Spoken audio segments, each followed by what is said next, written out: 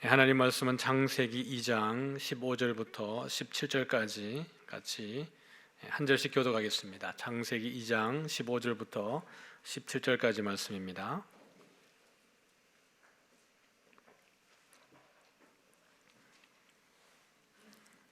제가 15절 읽겠습니다. 여호와 하나님이 그 사람을 이끌어 에덴 동산에 두어 그것을 경작하며 지키게 하시고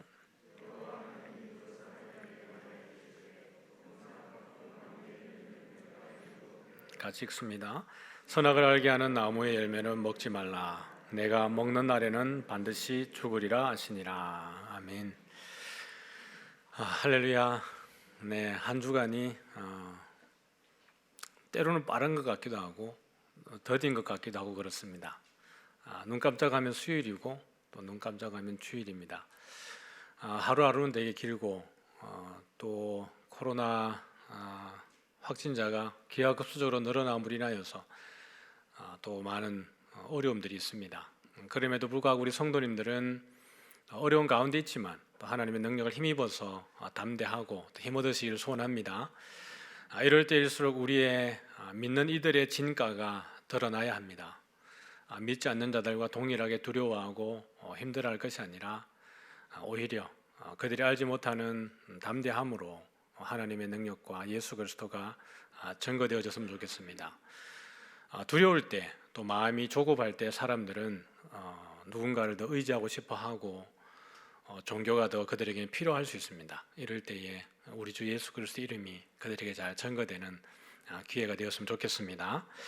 오늘 함께 나누는 말씀은 하나님을 기쁘시게 하는 예배자에 대해서 다뤄보도록 하겠습니다. 같이 한번 읽어볼까요? 시작. 하나님을 기쁘시게 하는 예배자. 우리의 예배가 우리에게도 기쁨이 되지만 하나님을 기쁘시게 했으면 좋겠습니다. 예배에 대한 정의를 사전적 정의라기보다는 목회적인 입장에서 제가 한번 정의를 해보았습니다. 같이 한번 읽어볼까요? 시작.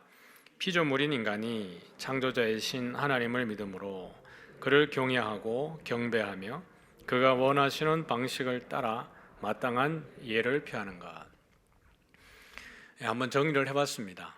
우리 피조물인 인간이 창조자이신 하나님을 믿음으로 인해서 그분에 대해서 경외하고 또 경배하고 그가 원하시는 방식을 따라서 우리가 원하는 방식이 아니라 하나님이 원하시는 하나님이 우리를 지으셨을 때에 우리에게 명령하신 그 율례를 따라서 마땅한 방식으로 예를 표하는 것.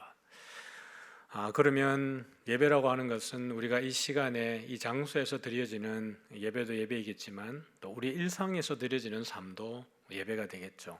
하나님이 우리를 일상 가운데 보내셔서 우리를 통해서 원하시는 그 하나님의 방식, 그것을 따라 드리는 것도 예배라고 생각을 합니다. 말씀 오늘 본문에서 15절인데요. 여호와 하나님이 그 사람을 이끌어 에덴 동산에 두어 그것을 경작하며 지키게 하시고, 여기에 아주 사실은 또 여러 가지 의미들이 있습니다. 경작한다, 지킨다 그러면 하나님이 아담과 하와를 에덴 동산에 두어서 농사 짓게 했다, 이렇게도 볼 수 있죠. 그리고 그것을 잘 지키게 했다, 이렇게 될 수 있는데, 경작하다라는 단어를 이렇게 보면 아바드라는 단어입니다. 그 아바드라고 하는 히브리어 밑에 화살표는 히브리어를 읽는 방향입니다. 여러분이 볼 때 오른쪽에서 왼쪽으로 읽으라고 화살표를 그렇게 해뒀습니다. 아바드, 글자 세 글자니까 그냥 읽어보면 되겠죠. 이 아바드라고 하는 단어를 보면 섬기다, 또 일하다, 예배하다, 이런 의미가 있는데요.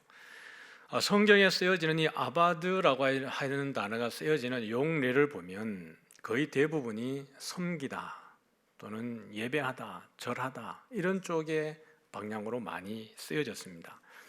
그렇다라고 일하다, 이런 의미가 없는 것은 아닙니다. 그런 의미가 함께 있는 것이죠. 그러고 보면 어떤 것이 하나님을 경배하고 하나님을 예배하는 걸까? 하나님이 아담을 에덴 동산에 두어서 그것을 지키게 했을 때 그것을 경작하게 했다는 의미 속에는 그를 경배하다, 그에게 절하다, 그에게 예배하다는 의미도 포함되어집니다. 하나님이 아담과 하와를 에덴 동산에 두어서 그들에게 맡기신 일들을 잘 감당하는 것, 그것이 농사인지 또는 또 다른 일인지 모르겠지만 그 일을 통해서 하나님은 예배를 받고 계셨습니다. 그러므로 우리의 일상 가운데에 하나님이 우리를 보내시고 거기에서 우리에게 맡기신 일들을 잘 감당하는 것, 그것이 하나님을 예배하고 또한 경배하는 줄 믿습니다. 또 지키다라고 하는 단어 샤마르, 이것도 샤마르, 그 히브리어는 기본적인 뿌리가 세 단어로 구성이 되어집니다. 히브리어 단어들은요. 그 샤마르인데 이 단어의 용례를 보면 지키다, 준수하다라는 단어인데 이것이 율법과 규례와 법도를 지키고 또 성전을 지키고 이런 용례로 쓰여집니다.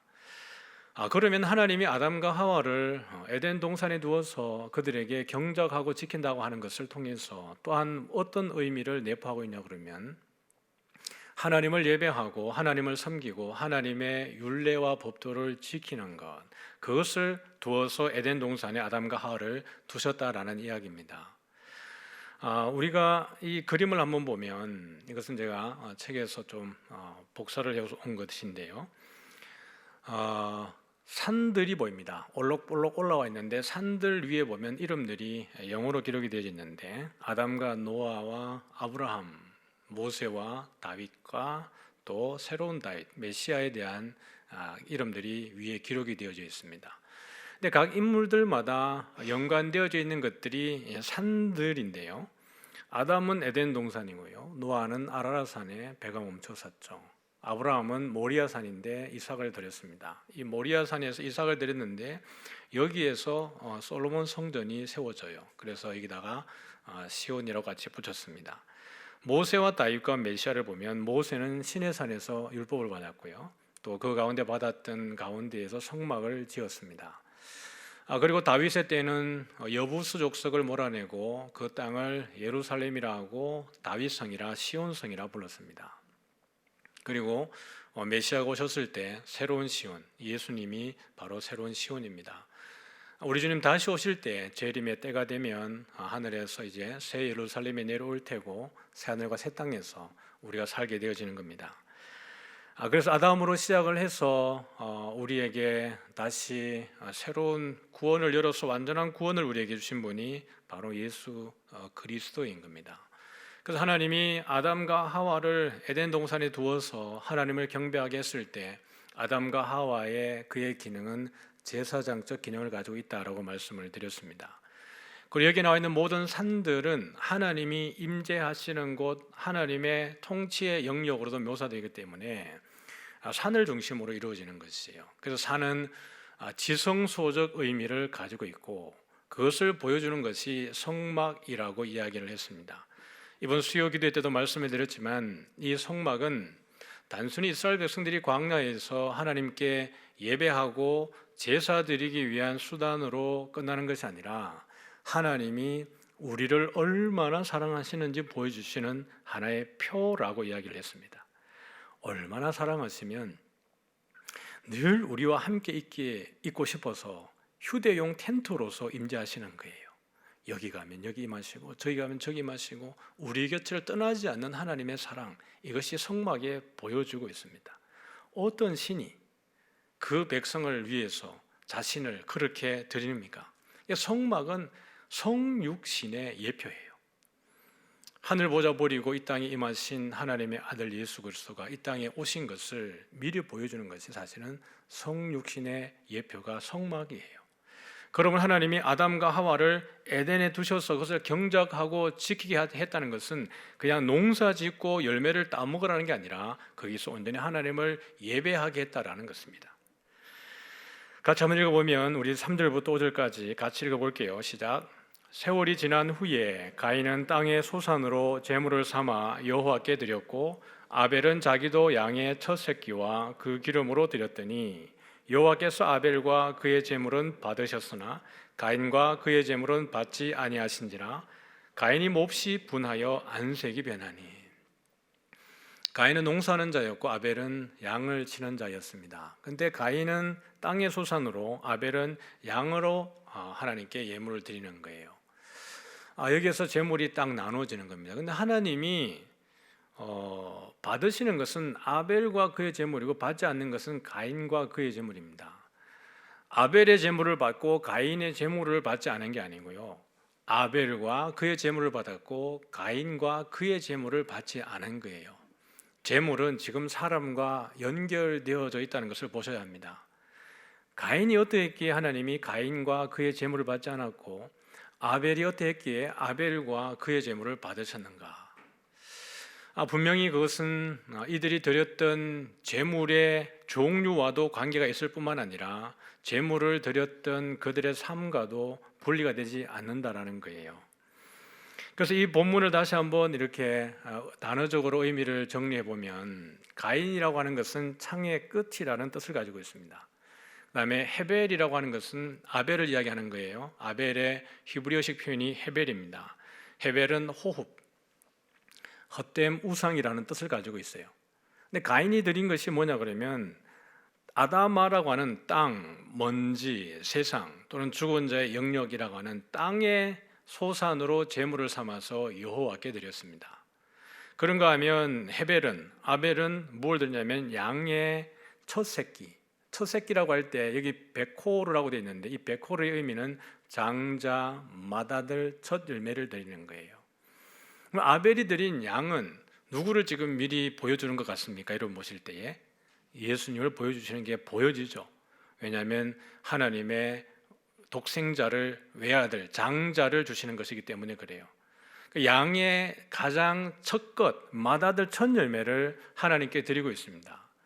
그러면서 기름이라고 하는 것이 헬렙인데 기름의 또 다른 의미는 좋은 것, 가장 좋은 것이라는 의미입니다.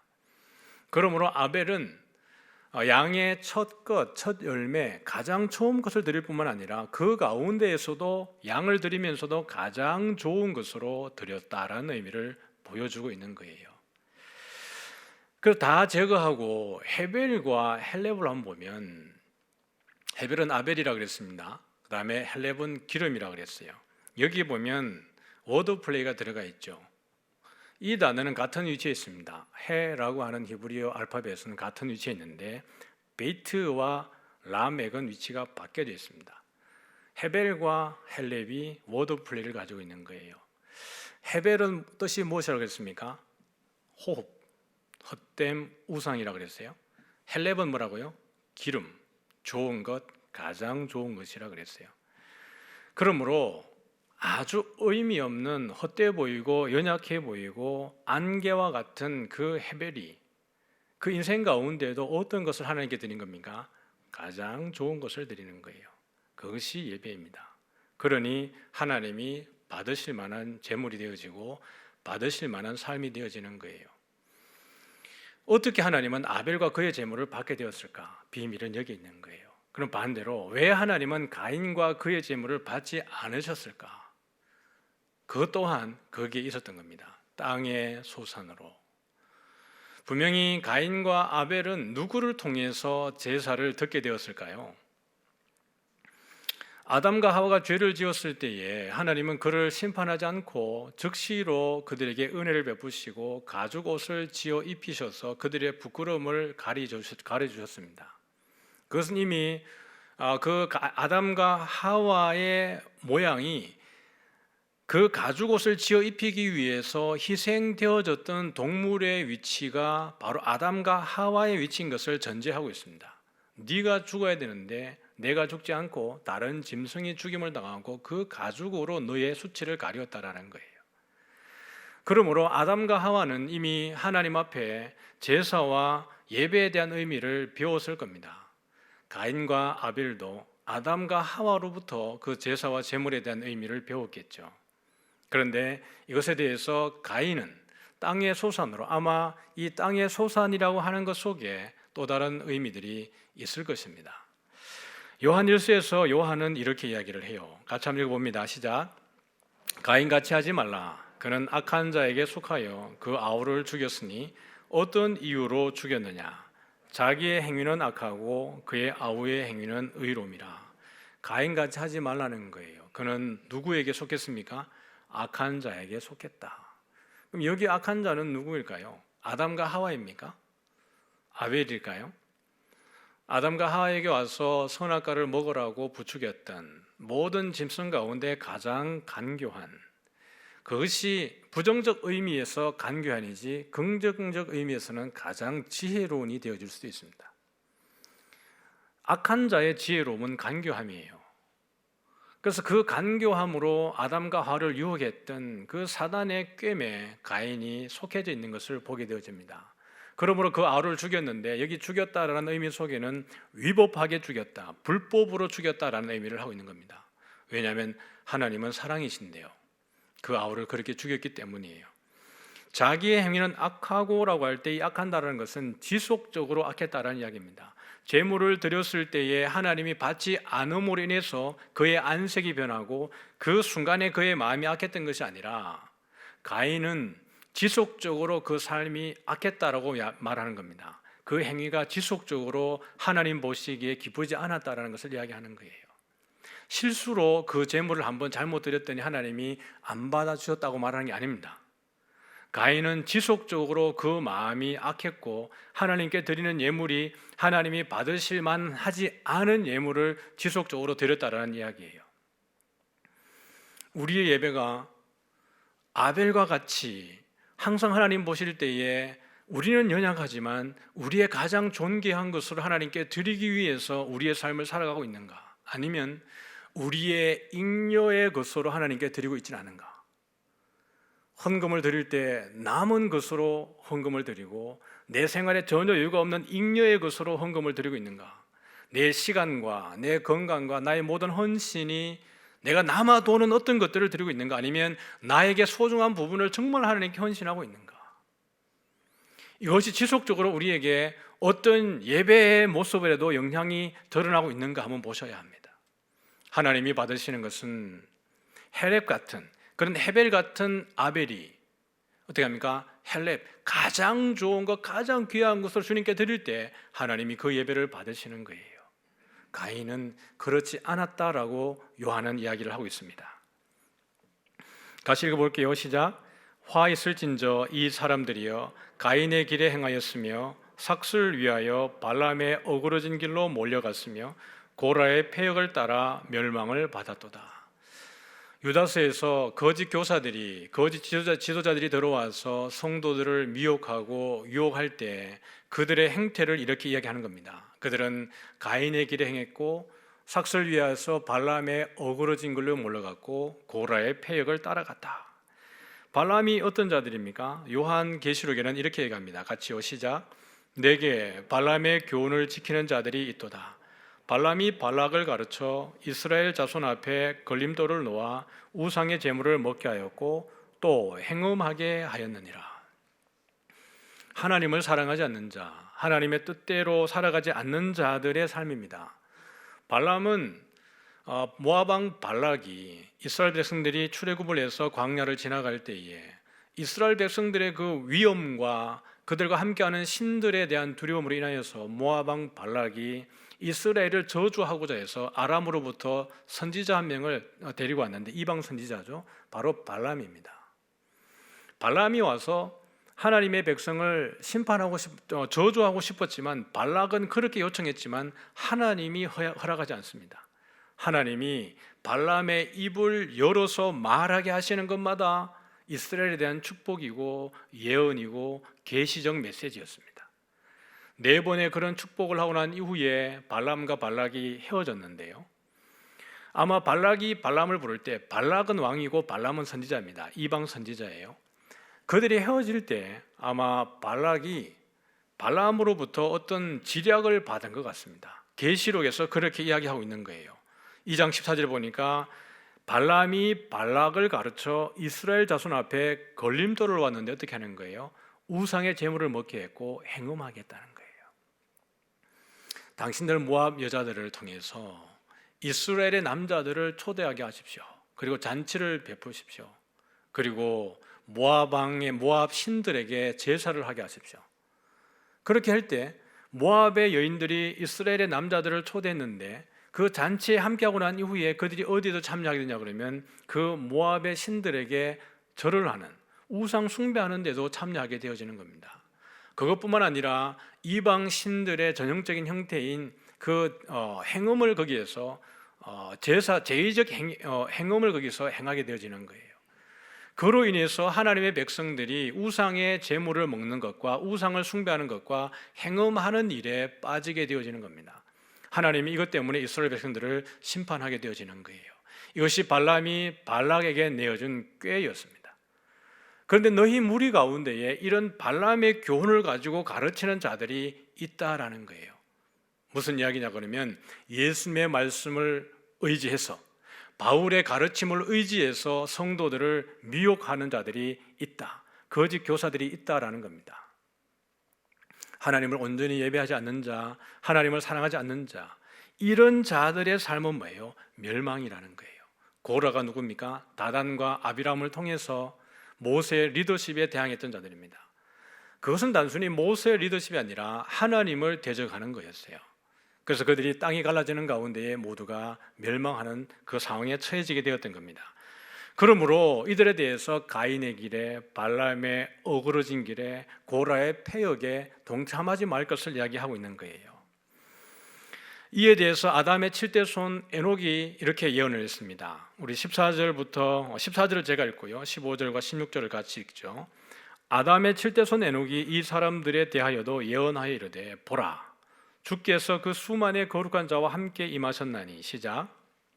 무사람을 심판하사 모든 경건하지 않은 자가 경건하지 않게 행한 모든 경건하지 않은 일과 또 경건하지 않은 죄인들이 주를 거슬러 한 모든 완악한 말로 말미암아 그들을 정죄하려 하심이라 하였느니라. 이 사람들은 원망하는 자며 불만을 토하는 자며 그 정욕대로 행하는 자라. 그 입으로 자랑하는 말을 하며 이익을 위하여 아첨하느니라. 아담의 7대 손 에녹이, 우리가 알고 있는 그 에녹입니다. 에녹이 누구에 대해서 이야기하는 거예요?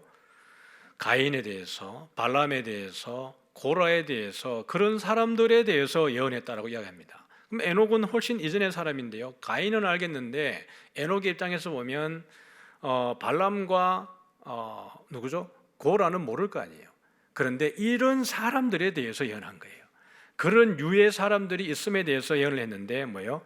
모든 경건하지 않은 일과 경건하지 않은 죄인들이 주를 거슬러 한 모든 완악한 말로 말미암아 그들을 정죄하려 하심이라. 하나님을 온전히 예배하지 않는 자들입니다. 그런 자들에 대해서 하나님이 심판하신다라는 이야기예요.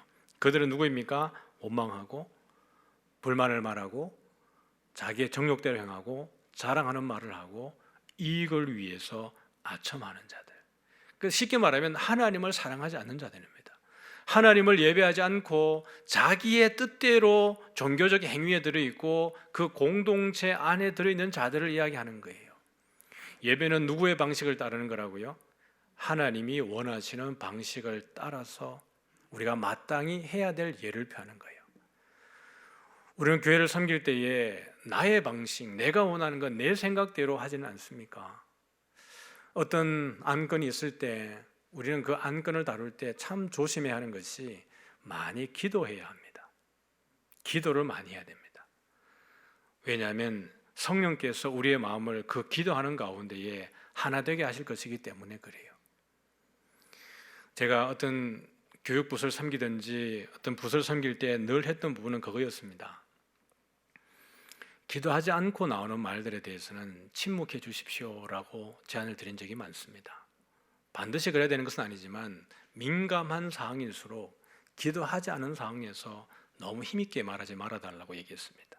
왜냐하면 그 안건을 준비하는 사람은 적어도 많은 기도를 하고 그 안건을 내기 때문에 그렇습니다. 그래서 우리가 함께 기도하다 보면 하나님이 그 가운데 하나 되게 하세요.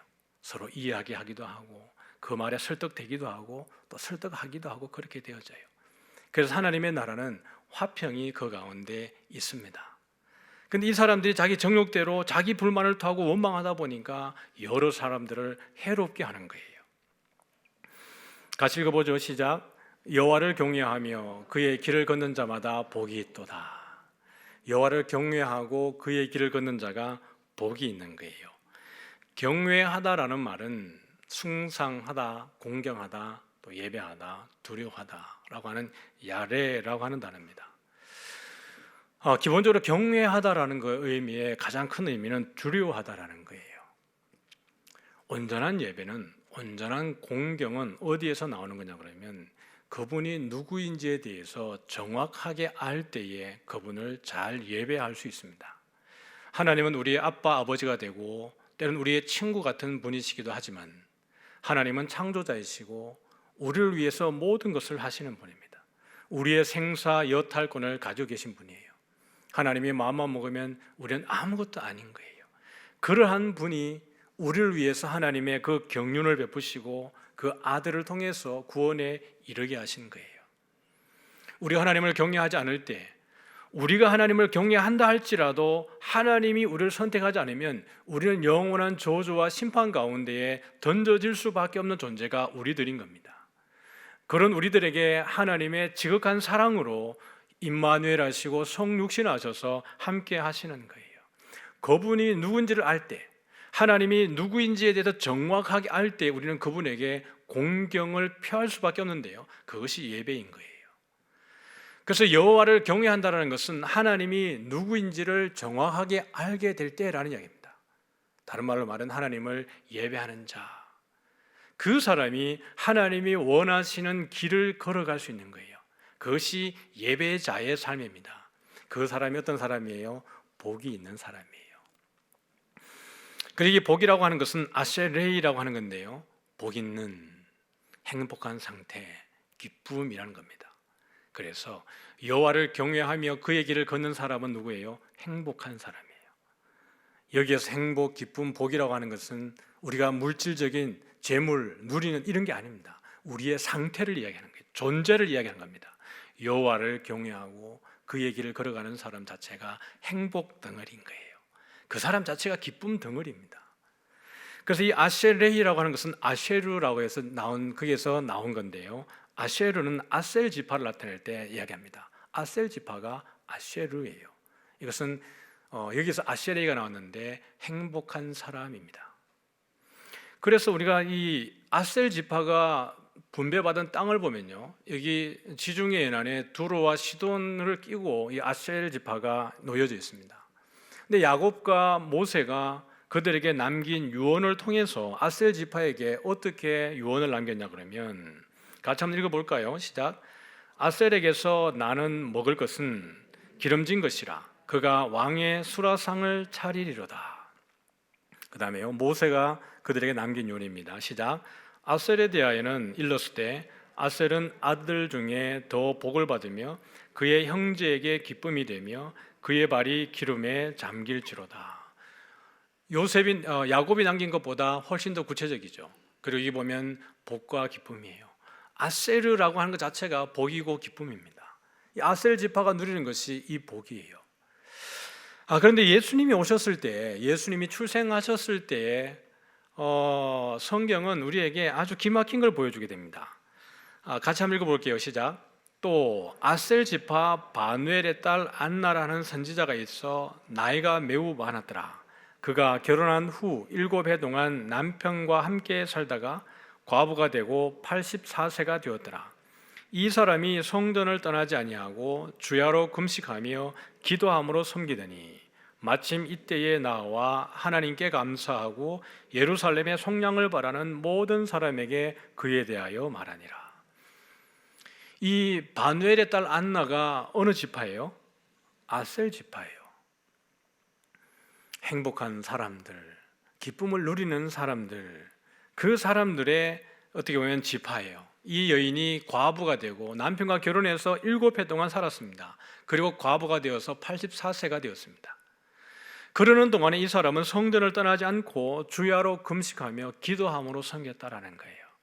여호와를 경외하고 그의 길을 걸어가는 인생을 이 여인의 평생에 그렇게 살았습니다. 그런 가운데 이 여인이 바라본 게 누구예요? 메시아의 대면입니다. 예수님이 태어나신 것을 보게 되고 목격하게 되어지는 거예요. 그리고 나서 이 여인이 마침 이때에 나와서 하나님께 감사하고 예루살렘의 속량을 바라는 모든 사람에게 누구에 대해서 말해요? 그에 대해서 말하니라. 메시아에 대해서, 예수에 대해서 말하니라. 참 예배자로서 살아간 이 여인에게 하나님이 주신 복입니다. 사랑하는 성도 여러분, 코로나로 인하여서 많이 힘들지만 그럼에도 불구하고 우리가 이러한 코로나로 인해서 물론 경제적으로 많이 힘들고 어렵지만 그럼에도 불구하고 세상 사람들이 힘들고 하고 아파하고 두려워하는 방식에 우리도 똑같은 방식으로 두려워해서는 안 된다는 거예요. 매일매일의 삶 속에 그럼에도 불구하고 가장 좋은 것을 하나님께 드리기를 사모하고 그렇게 하루하루 살아가는 동안에 우리 주의 오심의 날을 기대할 때에 우리 주님 다시 오셨을 때 우리에게 주는 위로와 기쁨과 감격이 어떠한 것을 여러분들이 한번 묵상해 보십시오. 적어도 우리가 믿지 않는 자들과 동일한 방식으로 두려워해서는 안 됩니다. 먹지 못하는 것, 입지 못하는 것, 누리지 못하는 것에 대한 두려움, 또 그 병에 전염되는 것에 대한 두려움, 그런 것이 우리에게 혹이라도 있다 할지라도 그럼에도 불구하고 우리는 세상 사람들과 동일한 방식으로 두려워해서는 되지 않습니다. 왜냐하면 우리는 그들이 모르는 하나님을 믿고 있기 때문에 그렇습니다. 모든 문제 위에 계시고 우리의 몸을 죽여도 우리의 영혼을 죽이지 못하고 오히려 우리의 영혼을 구원하시는 그분이 우리의 하나님이기 때문에 그렇습니다. 믿지 않는 자들이 우리를 바라보면서 오히려 우리를 두려워할 수 있어야 합니다. 저들은 누구이기에 이런 어려움 속에서도 담대한가? 저렇게 평안하고 자유로운가? 저의 상황이 자유롭지 못함에도 불구하고 어떻게 저 사람은 저렇게 여유가 있을 수 있을까? 왜 그럴까? 저 사람은 예수 믿는 사람이라는 거예요. 하나님을 믿는 사람이 다르다라는 거예요. 모든 사람은 신존재 의식을 기본적으로 가지고 있다는 것을 기억하십시오. 모든 사람은 신이 있다라고 신을 의존할 수 있는 그런 것들을 하나님이 인류 보편적 가치 안에 넣어두셨습니다. 이런 어려움이 있을 때 그 사람들이 두려워할 때 우리를 바라보면서 오히려 우리가 믿는 예수를 그들이 믿게 하고 싶어 하도록 우리는 해야 합니다. 복음을 전가하고 하나님을 이야기하고 더 담대해져야 합니다. 그것이 우리가 하나님이 우리를 보내신 곳에서 하나님이 원하시는 방식으로 마땅히 우리의 예를 표하는 것인 줄 믿습니다. 그것이 예배이고 그 사람이 예배자입니다. 같이 한번 읽어볼까요? 시작. 아버지께 참되게 예배하는 자들은 영과 진리로 예배할 때가 나니 곧 이때라. 아버지께서는 자기에게 이렇게 예배하는 자들을 찾으시느니라. 하나님은 영이시니 예배하는 자가 영과 진리로 예배할지니라. 아버지께서는 자기에게 이렇게 예배하는 자들을 찾으시느니라 할 때 이 찾는다는 것은 주목하고 있다는 이야기입니다. 야, 예배하는 자가 아무도 없네. 누가 나를 예배하고 있을까? 찾아다녀야겠다. 이런 개념보다는요, 하나님을 예배하는 자들을 주목하고 있다는 거예요. 지켜보고 있다는 이야기입니다. 어떻게 나를 예배하는지, 어떻게 나를 바라고 있는지. 하나님은 우리의 길을 다 아세요. 의인의 길은 여호와께서 인정하시나. 그 인정하다는 말은 야다, 알고 있다는 얘기예요. 성도로 살아간다라는 것, 하나님의 백성으로 살아간다라는 것, 만만치 않다라는 것 하나님이 알고 있다는 거예요. 너의 눈물도 알고, 너의 고통도 알고, 너의 외로움도 알고, 내 그 모든 진한 아픔도 내가 다 알고 있다. 그럼에도 불구하고 너희들이 견뎌야 한다. 이 이야기입니다. 하나님은 예배하는 자들을 주목하고 계세요. 세상에 굴복하지 않고 담대하게 오직 나의 의인은 믿음으로 말미암아 살리라. 내가 뒤로 물러가는 것을 기뻐하지 않는다라고 하나님은 이야기하십니다. 같이 읽죠. 시작. 그러므로 형제들아, 내가 하나님의 모든 자비하심으로 너희를 권하노니 너희 몸을 하나님이 기뻐하시는 거룩한 산 제물로 드리라. 이는 너희가 드릴 영적 예배니라. 너희는 이 세대를 본받지 말고 오직 마음을 새롭게 함으로 변화를 받아 하나님의 선하시고 기뻐하시고 온전하신 뜻이 무엇인지 분별하도록 하라. 제물은 여러분 다 죽어야 합니다. 살아있는 제물은 하나도 없어요. 제사를 드릴 때 모든 제물은 그냥 죽이는 게 아니라 완전히 죽여서 각을 뜨고 모든 것을 분리합니다. 살아있을 확률이 1도 없어요. 근데 바울은 말하기를 너희 몸을 하나님이 기뻐하시는 거룩한 살아있는 제물로 드리라는 겁니다. 다시 말하면 살아있는 채로 너희를 제물로 드리라는 얘기입니다. 우리의 모든 전 존재가 제물이 되라고 이야기를 하고 있는 것이죠. 이것이 너희가 드릴 영적 예배라는 거예요. 이 세대를 어떻게 하고요? 본받지 말고 변화를 받아. not A but B입니다. 이게 아니라 이거란 얘기예요. 이 세대를 절대로 따라가지 말고 그 세대에 우리가 그 대세를 따라가지 말고 마음을 새롭게 함으로 변화를 받아. 수동태입니다. 변화해라. 네가 변화해가지고 바꿔라 이게 아니라 변화를 받으란 얘기예요. 하나님께 맡기고 성령께서 우리에게 감동하실 때 그 감동을 따라서 변화를 받으란 얘기입니다. 그래서 하나님의 선하시고 기뻐하시고 온전하신 뜻이 무엇인지 분별하도록 하라. 조금 더 정확하게 해석하면 이런 의미입니다. 하나님의 선하시고 기뻐하시고 온전한 뜻이 무엇인지 구별하기 위해서 너희들은 변화를 받아라 이겁니다. 변화를 받지 않으면, 성령의 은혜에 의해서 변화를 받지 않으면 절대로 하나님의 뜻을 구별하지 못한다는 얘기입니다. 성령이 충만해서 하나님의 온전한 통치 아래에 들어가게 될 때야 비로소 하나님의 선하시고 기뻐하시고 온전하신 나를 향하신 그 뜻이 무엇인지를 분별한다는 거예요. 이것이 분별되어질 때 그분이 원하시는 길을 걸어가는데요, 그 길을 걸어가는 사람이 행복한 사람이에요. 죄의 길에 걸어가면 마음이 자유하던가요? 죄와 타협하는 그 순간에 뭔가 내가 거머쥔 것 같지만 그 마음에 행복이 있던가요? 뭔가 찝찝함이 있다면 거기서 우리는 발을 떼야 합니다. 성령께서 그렇게 우리에게 감동하고 계시기 때문에 그래요. 뭐가 보이세요? 개구리가 보입니까? 왜 저를 보여주세요? 개구리가 보였어요?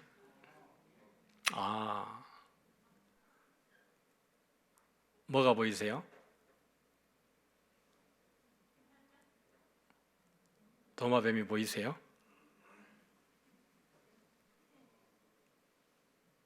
뭐가 보이세요? 네, 삐알이 보이죠? 이들은 자기들이 살기 위해서 보호색을 띠고 철저하게 위장합니다. 살기 위해서, 생존하기 위해서 그래요. 우리가 혹시 이렇게 살아가고 있지는 않습니까? 세상에서 생존하기 위해서 철저하게 세속화되어져 있고, 그런 가운데 교회에 올 때만 우리의 무늬를 드러내어서 예배자의 모습으로, 성도의 모습으로 탈복하지는 않습니까? 세상 사람들이 바라볼 때에 저 사람이 그리스도인인지 아닌지 전혀 눈치채지 못하도록 그렇게 살고는 있지 않습니까? 얘는 누굴까요? 얘는 왜 이게 드러날까요? 얘는 고슴도치예요. 안 숨겨지는 거예요. 여러분, 이게 우리입니다. 세상에 안 숨겨지는 존재가 그리스도인입니다. 예수님을 믿으면 절대로 세상에 안 숨겨져요. 그리스도를 따르고 그분을 예배하는 자는 세상에 숨겨지지 않고 드러나지게 되어져 있습니다. 하나님이 그런 자들을 주목하고 계시는 거예요. 그게 누구예요? 예배자입니다. 같이 한번 읽습니다. 시작. 너희가 서로 거짓말을 하지 말라. 옛 사람과 그 행위를 벗어버리고 새 사람을 입었으니 이는 자기를 창조하신 이의 형상을 따라 지식에까지 새롭게 하심을 입은 자니라. 주님의 그 십자가의 은혜에 의해서 우리가 새 사람을 입었어요. 그리고 어디까지요? 지식에까지, 지식에까지, 머리끝부터 발끝까지 내 전 존재에 새롭게 하심을 입은 겁니다. 그러므로 이제는 옛 사람과 그 행위를 벗어버려야 돼요. 왜냐하면 이것이 하나님이 원하시는 바이기 때문에 그렇습니다. 사랑하는 성도 여러분, 한 주간도 그렇게 하나님이 기뻐하시는 예배자로 살아가는 저와 여러분 되기를 소원합니다. 정리해보면요, 시작. 아담과 하와의 삶은 예배로부터 시작되었다. 이제 사랑방이었기 때문에 간략하게 정리합니다. 아담과 하와의 삶은 예배로 시작되었어요. 하나님이 그들에게 원하는 것은 예배였습니다. 오늘 우리에게도 원하시는 것이 예배인 줄 믿습니다. 두 번째요, 시작. 가인의 길과 발람의 어그러진 길과 고라의 패역은 멸망이다. 이들의 특징은 하나님을 사랑하지 않는다는 거예요. 하나님을 예배하지 않는 자들입니다. 이런 자들의 길은 멸망이라고 이야기하고 있습니다. 시작. 새 사람을 입고 변화를 받은 성도는 하나님이 선하게 여기시고 기뻐하시고 온전하게 하시는 뜻이 무엇인지 구별하는 삶의 예배자이다. 새 사람을 입고 변화를 받은 성도는 삶의 예배자입니다. 한 주 동안 그렇게 또 실천하고 애쓰고 내 삶을 통해서 하나님에게 기쁨을 올려드리는 저와 여러분 되기를 축복합니다.